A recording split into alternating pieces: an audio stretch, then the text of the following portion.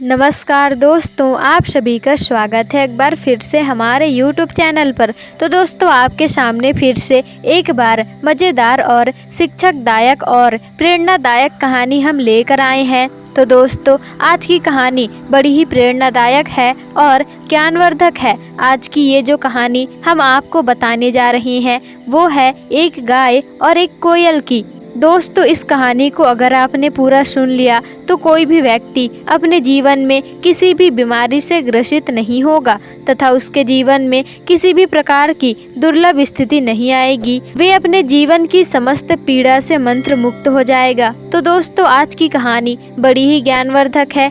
दोस्तों, जैसा कि आपको पता है कि गौ माता हमारे हिंदू शास्त्रों में देवी के समान मानी जाती है और उनकी पूजा भी की जाती है। दोस्तों, कहा जाता है कि प्राचीन समय में जब देवताओं और असुरों के मध्य समुद्र मंथन हुआ था तो उसके द्वारा 14 रत्न उत्पन्न हुए थे, जिसमें कि एक रत्न गाय थी और भगवान की कृपा से उस गाय को मनुष्यों के कल्याण के लिए भेजा गया था। इसलिए गाय में 33 कोटि देवी देवता निवास करते हैं। इसलिए गाय को 33 कोटि देवी देवताओं के बाद भी पूजा जाता है और हिंदू धर्म में, हिंदू राष्ट्र में माना जाता है। दोस्तों, यह मान्यता है कि कोई भी व्यक्ति यदि सुबह स्नान करने के बाद अगर गाय माता को प्रणाम करता है और गाय माता के सर पर हाथ फेरता है तो इससे उसकी सारी समस्याएं समाप्त हो जाती है और व्यक्ति को उसके कष्टों से छुटकारा भी प्राप्त हो जाता है। यह भी मान्यता है कि व्यक्ति की सारी समस्याएं समाप्त हो जाती हैं दोस्तों। और मान्यता यह है कि यदि कोई व्यक्ति गाय को रोटी खिलाता है या अपने भोजन करने से पहले गाय को भोजन करवाता है तो इससे उसकी सभी परेशानियां समाप्त हो जाती हैं और उसके जीवन में किसी भी प्रकार से संबंधित समस्या है तो वह समस्या भी नहीं रहती। दोस्तों, प्राचीन समय की बात है, एक घने जंगल में एक गाय और उसका पति बैल और उनका एक बच्चा बछड़ा रहा करता था और उन तीनों का जीवन बड़े ही हंसी खुशी से बीत रहा था। उन तीनों को जीवन में अन्न और धन की कोई भी कमी नहीं थी। वे तीनों हंसी खुशी से अपना जीवन व्यतीत कर रहे थे। रोज का उनका यही कार्य था कि सुबह से वे गाय और बैल और बछड़ा चलते और शाम को अपने स्थान पर वापस रहने के लिए आ जाते। उनका जीवन अच्छे से हंसी खुशी बीत ही रहा था, परंतु भगवान को यह मंजूर नहीं था। ईश्वर को कुछ और ही मंजूर था। अचानक से एक दिन गाय बीमार पड़ जाती है और बैल गाय से बहुत ज़्यादा प्रेम करता था। गाय का पुत्र भी अपनी माता से बहुत प्रेम करता था, परंतु जब गाय बीमार पड़ जाती है, पूरी तरह से अस्वस्थ हो जाती है और कुछ दिनों बाद गाय की तबीयत खराब होने के कारण उसकी तबीयत और भी बिगड़ती चली जाती है। और यह सब देखकर बैल सोचता है कि यदि मेरी पत्नी की मृत्यु हो जाएगी तो मैं कैसे जीवित रहूंगा। और बछड़ा सोचता है कि यदि मेरी माता की मृत्यु हो जाएगी तो मेरा लालन पालन कौन करेगा। दोस्तों, वो दोनों बहुत ही ज़्यादा चिंतित हो जाते हैं और अंदर ही अंदर बहुत ज़्यादा व्याकुल भी होते हैं। और फिर यह सब देखते देखते बैल अपने पुत्र से कहता है कि पुत्र, तुम अपनी माँ का ख्याल रखना। मैं तुम्हारी माँ के लिए किसी अच्छे राजवैद्य को खोज करके लाता हूँ जो तुम्हारी माँ को फिर से ठीक कर देगा। और यह कहकर बैल नगर की ओर जाता है और फिर किसी राजवैद्य को वह बैल गाय के पास लेकर आता है। फिर वह राजवैद्य बैल के साथ बैल के घर जाता है और गाय को देखता है और वापस चला जाता है। फिर देखते ही देखते 3 से 4 दिन बीत जाते हैं, परंतु गाय के स्वास्थ्य में कोई भी बदलाव नहीं था। उल्टा उसका स्वास्थ्य और भी बिगड़ते ही जा रहा था और गाय की तबीयत पूरी तरह से बिगड़ जाती है। उसके बाद वैद्य जो भी जड़ी बूटी मंगाता है, बैल वो सारी जड़ी बूटी झटपट से राजवैद्य को लाकर दे देता है, परंतु गाय की तबीयत में कोई भी सुधार नजर आ ही नहीं रही थी। और एक दिन बैल राजवैद्य से कहता है, रात दिन प्रयास करने के बावजूद भी गाय की स्थिति में कोई सुधार आ ही नहीं रहा। आप मुझे कोई अच्छी सी जड़ी बूटी बताइए जिसे खाकर मेरी पत्नी स्वास्थ्य हो जाए।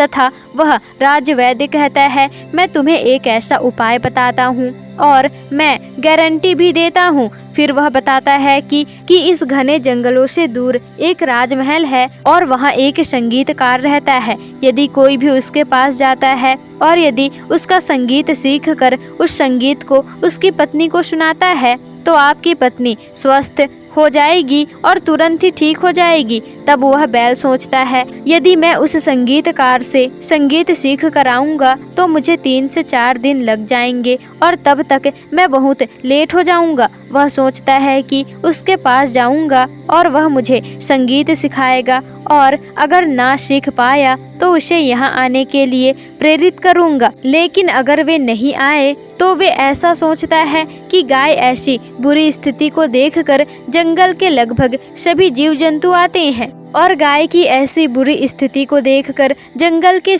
लगभग सभी जीव जंतु उसे देखने आते हैं और उन सभी जानवरों में से बैल निवेदन करता है कि यदि कोई वहां जाकर के गीत सीख कर मेरी मदद कर देगा तो बड़ी ही मेहरबानी होगी। तभी सभी जानवर बैल को मना कर देते हैं। वहीं एक पेड़ पर एक कोयल बैठी थी, वह सब सुन रही थी और यह सुन कर के वह अपने घोंसले में जाती है और अपने पति से कहती है कि पिया आप कहो तो मैं मीलों दूर से संगीतकार से संगीत सीख कर आ सकती हूँ और इस संसार में भेजी गई मानव कल्याण के लिए गाय को गीत सुनाकर उसे बचा भी सकती हूँ। और यह कहकर कोयल रुक जाती है। तब उस कोयल का पति कहता है, हे प्रिय, क्या तुम मूर्ख हो? तुम चली जाओगी तो हमारे इन बच्चों का ख्याल कौन रखेगा? इनका लालन पोषण कौन करेगा? इन्हें भोजन कौन खिलाएगा? इतना सब कहकर उसका पति सो जाता है। उसके बाद सुबह होती है और फिर कोयल सुबह सुबह अपने घोंसले से निकलकर मीलों दूर संगीत सीखने चली जाती है। जब वह वहां पहुंच जाती है तब उस संगीतकार को कहती है कि संगीतकार जी, मैं इस नगर से मीलों दूर एक घने जंगल से आई हूँ। मैं आपसे एक गाय की रक्षा के लिए संगीत सीखने आई हूँ, आपसे मांगने आई हूँ यहाँ। और फिर संगीतकार कहता है कि तुम मुझसे क्या चाहती हो? इसके बाद से कोयल संगीतकार को पूरी कहानी बता देती है कि किस प्रकार से गाय का स्वास्थ्य अच्छा नहीं है और मैं यहाँ किस लिए आई हूँ। और वह कहती है, आप मुझे संगीत सिखा देते तो बहुत ही अच्छा होता, इससे गाय की रक्षा मैं कर पाऊंगी। कोयल संगीतकार को कहती है, आपका बहुत ही भला होगा, कृपया करके मुझे संगीत सिखा दें जिससे मैं उस गाय को बचा पाऊंगी और उसकी जान भी बचा पाऊंगी, जिससे कि मैं उस गाय को सिखा पाऊंगी और उसकी जान भी बचा पाऊंगी। अगर गाय की मृत्यु होगी, मनुष्य का कल्याण कैसे होगा? फिर कोयल की पूरी बात सुनने के बाद संगीतकार कोयल को संगीत सिखाने लगता है। 1-2 दिन में उसे पूरा संगीत सिखा देता है और फिर कोयल संगीत सीखकर अपने घर आने लगती है, अपने जंगल की ओर। वो जैसे ही कोयल जंगल की ओर पहुंचती है तो सबसे पहले अपने घोंसले में अपने बच्चे और अपने पति के पास जाती है। तो कोयल का पति कहता है कि कोयल, तुम इतने दिनों से कहाँ थी और हम तुम्हारा इंतजार कर रहे थे, हम पूरे जंगल में तुम्हें ढूंढ रहे थे, आखिर तुम इतने दिनों तक कहाँ थी कि तुम मुझे छोड़कर किसी अन्य व्यक्ति के साथ तो नहीं चली गई थी? तुम चरित्रहीन थोड़ी हो। और यह सुनकर कोयल परेशान हो जाती है और कहती है कि नहीं, मैं चरित्रहीन नहीं हूँ, मैं आपके अलावा किसी और के यहाँ नहीं गई हूँ, किसी व्यक्ति से मिलने नहीं गई थी। मैं इस जंगल से मीलों दूर एक संगीतकार से संगीत सीखने गई थी और मैं यह संगीत सीख कर आई हूँ और यह संगीत उस गाय को सुना दूंगी तो वह उस गाय की जान बच जाएगी और वह गाय मनुष्य का कल्याण भी कर लेगी, क्योंकि उस गाय ने मनुष्यों के कल्याण के लिए जन्म लिया है और वह गाय मनुष्य के कल्याण के लिए ही है। और यह बात सुनने के बाद उस कोयल के आसपास और भी कई सारे पक्षी बैठे थे। इतना सुनकर वह सभी कोयल के पति को समझाने लगते हैं। फिर वह पूरी घटना को समझ जाता है और इसके बाद वह कोयल अपने घोंसले को छोड़कर उस राजवैद्य के पास जाती है और वह राजवैद्य को कोयल कहती है कि मैं संगीतकार से संगीत सीख कर आई हूँ, मैं इस गाय की जिंदगी बचा सकती हूँ। और यह सुन करके वह बहुत ही प्रसन्न हो जाते हैं। उसके बाद राजवेद कोयल से कहता है कि एक काम करो, तुम इस गाय के कान के पास जा कर के बैठ जाओ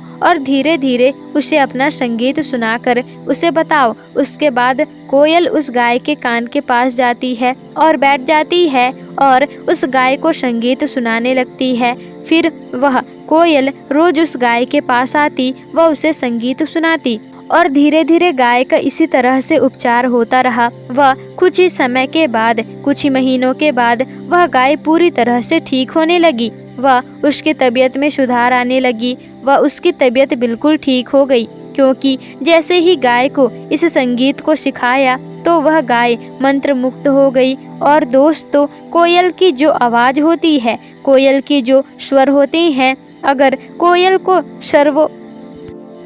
कोयल के स्वरों को कोई भी व्यक्ति, पशु पक्षी या मनुष्य सुनता है, अपनी अंतरात्मा से वह आंखें बंद करके सुन लेता है, तो वह व्यक्ति पूरी तरह से मंत्र मुग्ध हो जाता है और जिससे व्यक्ति के जीवन में किसी भी प्रकार की समस्या उत्पन्न नहीं होती। साथ ही मनुष्यों के जीवन में किसी भी प्रकार का रोग भी उत्पन्न नहीं होता। और अगर आप भी कोयल की आवाज़ को अपने अंतरात्मा से सुनते हैं तो आप भी मंत्र मुक्त हो जाओगे। किसी भी प्रकार का रोग आपके जीवन में नहीं सताएगा आपको। और दोस्तों, वह गाय कुछ ही दिनों में ठीक हो जाती है। वह मनुष्यों के कल्याण के लिए कार्य करने लगती है। तो दोस्तों, यह घटना सच्ची घटना पर आधारित है। उम्मीद करते हैं आपको यह ज्ञानवर्धक कहानी जरूर ही पसंद आई होगी। तो आप सभी को कहानी कैसी लगी हमें कमेंट करके ज़रूर बताइएगा और वीडियो को एक लाइक ज़रूर करें। दोस्तों, अगर आप हमारे चैनल पर नए हैं तो चैनल को सब्सक्राइब करना ना भूलें। और आपको वीडियो पसंद आई हो तो वीडियो को लाइक, शेयर, कमेंट और चैनल को सब्सक्राइब जरूर ही कर दीजिएगा, जिससे कि आपको ऐसे ही जानकारी पूर्वक वीडियोस आगे भी मिल सके।